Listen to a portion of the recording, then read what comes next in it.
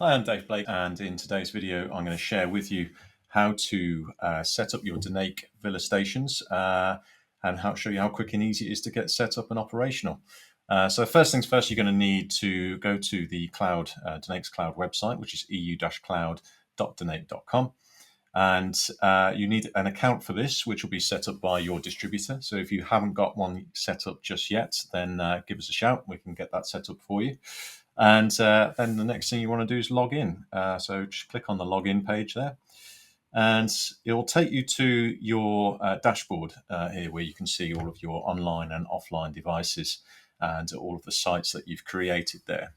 So first things first, that's what we're going to want to do. We want to go to Site on the left-hand side.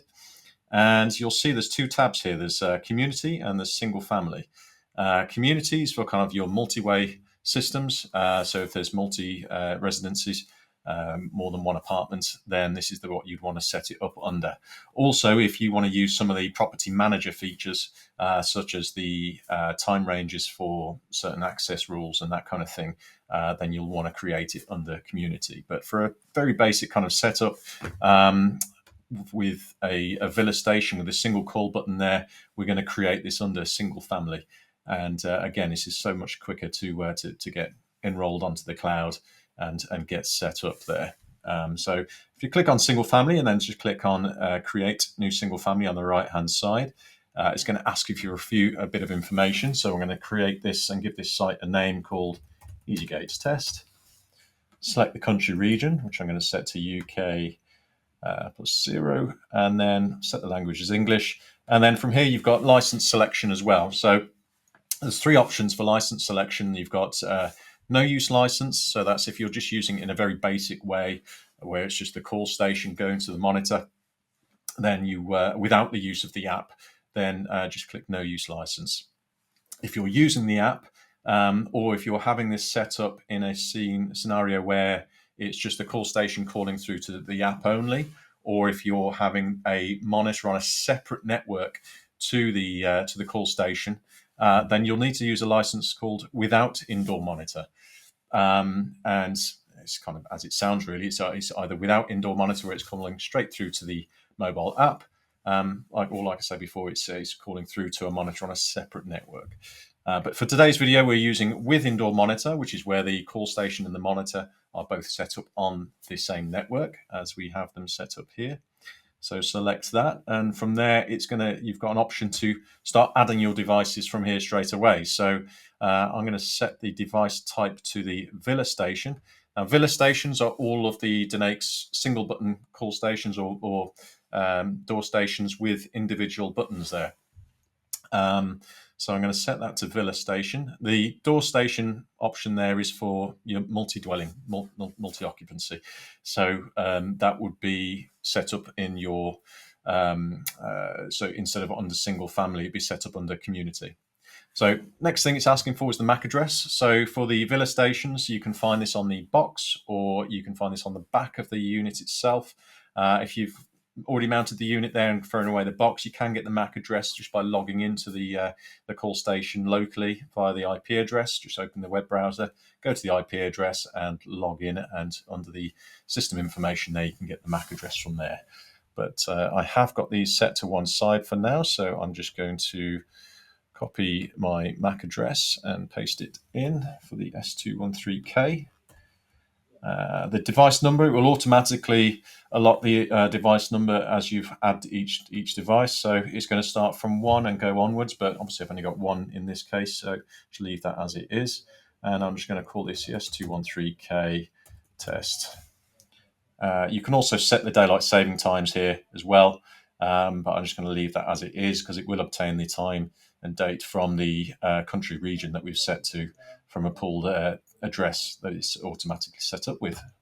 So just click Save, and then it will take you through to your device list here, and you can see the synchronized status there. It's synchronizing. If I just click Refresh, you'll see that's come online now, and the sync status has come up as synced.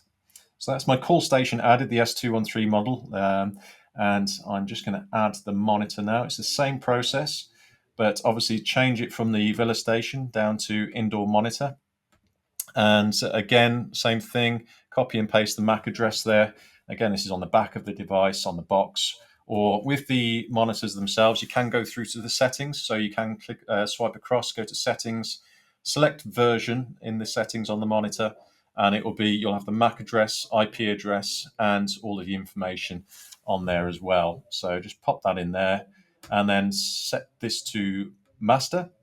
And you'll see that that's automatically set the device number as well. You can't edit that. As the master, it will always be device 0. And then just give this a name as well. So I'm just going to call this the H618W monitor, which is the model that we're using today. Leave the security as associated security, and the network as DHCP. This will just mean it will automatically assign itself an IP address to the network it's connected to. And then receive calls via. Now, going back to what I was saying before about the license type, you've got without indoor monitor and with indoor monitor. Now, if this was a monitor set up on a separate network to the call station, I'd need to change this to receive calls via SIP server, and I would need the license without indoor monitor.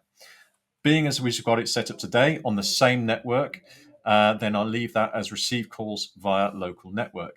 And again, you'll see here I can set the daylight saving times as well there. So, but I'm just going to leave that for now. So, and then just click save. So you'll see here as well, it's also synchronizing. Just give that a few seconds to synchronize, and then just click the refresh button at the top there, and you'll see both devices are now online and synchronized. That's it. You do not need to do anything else, any additional programming. You don't need to set up the call button on the Villa station, the IP address of what it's calling. It automatically knows this and has downloaded all the information from the cloud to those devices, so that call station knows it's calling that monitor that I've added, and so that'll work straight away. Some additional settings you can do from here. So if I click on the 3 dots on the right hand side here, you see I can get onto the relay setting. I can change the output times. So outputs will be 2 seconds on the relays that are set there. And I can change the names on these as well. So I can call this main gate, and I can call this relay 2 pedestrian gate, for instance. And just press save.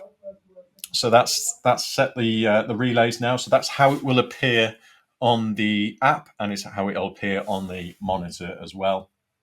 And the next thing you'll want to do, that's what I was going to show you, is actually quickly just how to, if you wanted to change the keypad code from here. Now, if I'd got this set up as a community, I can set up the keypad codes in a slightly different way, but I'll save that for another video for you.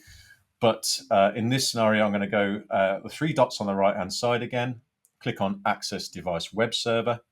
And what this will do is it will create a link which will allow me to log into the call station device as if I'm logged into it locally, where I'll show you shortly. So if I click on that Open button now, it will take me to the login page as if I'm on the local network. And just fill in the username and password. Default is admin and then password 123456. It's recommended to change that just so no one can get onto there as well. And you've got all the information on here. Like I said before, this is where I was talking about the MAC address, where all of this information, the firmware version, the model, etc., is saved. But what I want to do here is just go into access control, and then go down to the keypad code and click on edit. And this will allow me to change the keypad code here. So 2580, I'll set that to relay 1 and press OK. And that's it. That's as simple as. So if you wanted to add any more keypad codes, if you want to amend what's on there or delete, etc., you can do that just nice, quick and easy, and remotely as well, more importantly. So you don't have to go down to site to log onto the local network to do this. You can do it all remotely. So now we've got that set up, the final thing you'll want to do is set up the residents, and that's so that they can actually use the app. Now, there's 2 ways they can do this. So being that we've got this set up with a monitor, the monitor itself will have a QR code. So once the resident downloads the DNAKE Smart Pro app, there's a QR code scanning function on there. They can just scan the QR code on the monitor, or I can set them up manually, which I'm going to quickly do for you today here. So if I click on resident and click on add resident, input my name here, so Dave Blake. Put the email address in here, Dave Blake at EasyGates UK. You can choose to put a phone number in. It's not a mandatory field, and then set the language. Leave that as English, and then press save.